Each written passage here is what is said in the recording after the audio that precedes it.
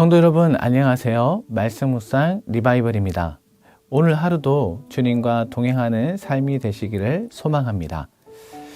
오늘 하나님께서 우리에게 주신 말씀은 이사야 16장 1절에서 5절까지 말씀입니다. 함께 읽겠습니다.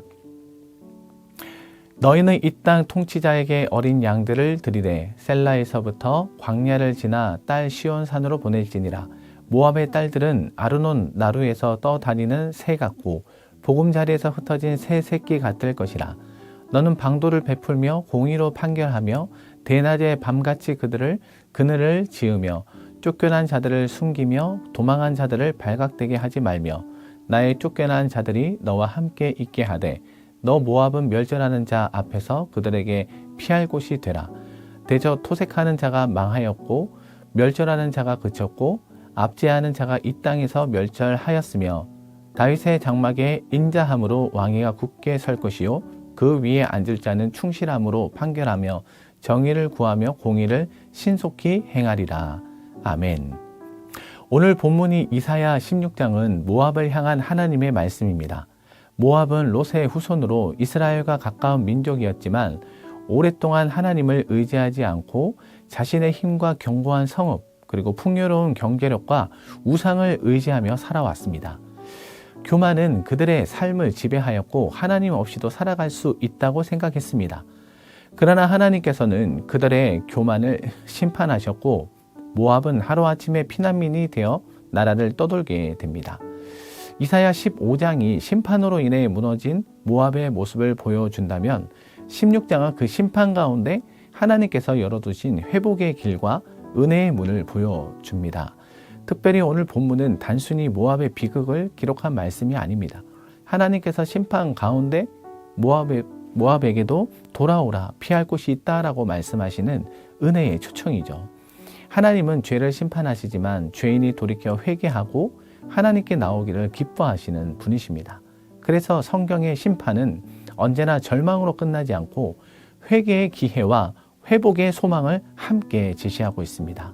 본문 1절과 2절은 하나님의 심판을 받아 피난길에 오른 모압의 모습을 생생하게 보여줍니다. 한때는 부유하고 강했던 나라가 하루아침에 도망자의 신세가 되었죠. 이 말씀은 단순히 모압의 역사만을 기록한 것이 아니라 하나님을 떠난 인생이 얼마나 연약한 존재인지를 보여주고 있습니다. 1절에서 하나님은 모압에게 너희는 이 땅 통치자에게 어린 양들을 드리되 라고 말씀하십니다. 이것은 단순히 조공을 바치란 뜻이 아닙니다. 과거 모압은 유다의 어린 양을 조공으로 바친 적이 있었지만 이후에는 그 관계를 끊고 스스로 강하다고 여기며 하나님과 그분이 세우신 질서를 거부하였습니다. 이제 하나님은 다시 어린 양을 보내라고 하십니다. 이것은 겸손히 자신을 낮추고 하나님의 통치 아래로 돌아오라는 회개의 초청입니다. 그리고 2절은 심판받은 모압의 처지를 더욱 안타깝게 묘사하는데요. 모압의 딸들은 아르논 나루에서 떠다니는 새 같고 보금자리에서 흩어진 새 새끼 같을 것이라 라고 하였습니다. 둥지를 잃은 새는 가장 연약한 존재입니다. 새에게 둥지는 안식처이며 보호막이고 또 생명의 터전입니다. 그러나 둥지를 잃은 새는 어디에 머물러야 할지 어디가 안전한지 알지 못한 채 불안하게 날아다닙니다. 이 모습은 하나님을 떠난 인생의 모습과 같습니다. 사람은 성공과 건강, 인간관계를 자신의 둥지로 삼습니다. 그러나 그것들은 영원한 피난처가 아닙니다. 인생의 폭풍이 불어오면 우리가 의지했던 것들은 순식간에 무너질 수 있습니다. 그때 사람은 모압처럼 방황하게 되지요. 그러나 하나님께서는 방황하는 모압에게도 돌아올 길을 제시하십니다. 하나님께로 돌아오는 것이야말로 잃어버린 둥지를 되찾는 길입니다. 세상이 줄 수 없는 참된 안전은 오직 하나님 안에 있습니다. 그리고 3절 말씀은 유다를 향한 요청이면서 동시에 하나님의 마음을 보여주고 있습니다. 하나님은 연약한 자를 외면하지 않으시죠. 쫓겨난 자를 보호하시고 피난민을 숨겨주며 도움이 필요한 사람을 품으라고 말씀하십니다. 당시 모압은 하나님의 심판을 받아 도망자가 되었지만 하나님은 그들에게도 피난처를 허락하십니다. 이것은 하나님께서 죄를 심판하시지만 회개하는 자에게는 언제나 자비를 베푸시는 분임을 보여주고 있습니다. 오늘날에도 하나님은 상한 심령을 외면하지 않습니다. 실패한 사람, 눈물 흘리는 사람, 삶의 터전을 잃은 사람을 품으시는 분이 바로 하나님이십니다. 이어지는 4절은 더욱 놀라운 말씀인데요. 나의 쫓겨난 자들이 너와 함께 있게 하되 라고 하였습니다. 하나님은 모압의 쫓겨난 자라고 하지 않으시고 나의 쫓겨난 자라라고 표현하십니다. 이것은 하나님께서 고통받는 사람들을 자신의 백성처럼 여기신다는 뜻입니다.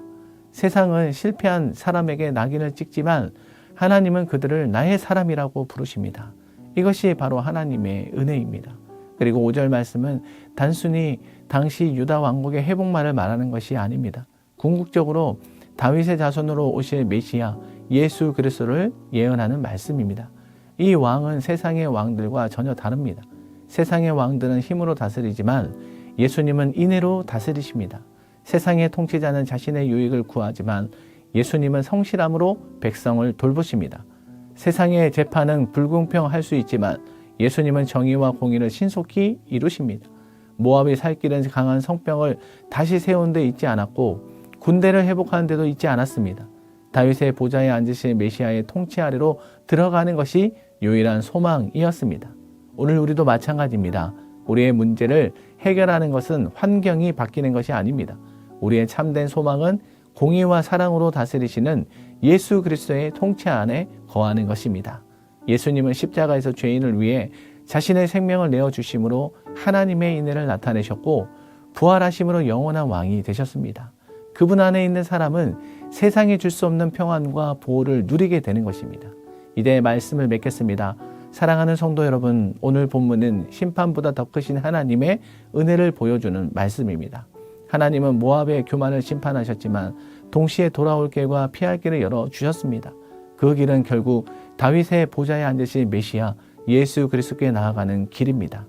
오늘 우리의 삶도 마찬가지입니다. 세상의 모든 피난처는 무너질 수 있지만 예수 그리스도는 영원한 피난처가 되십니다.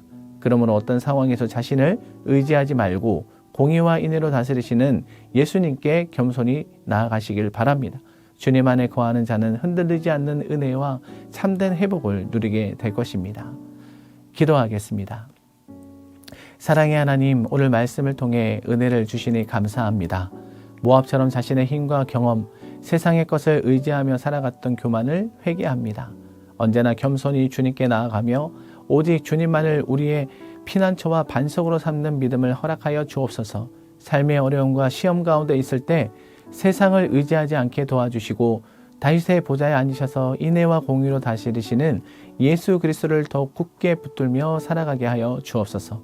우리의 영원한 왕이시며 참된 소망이 되시는 예수 그리스도의 이름으로 기도하옵나이다. 아멘.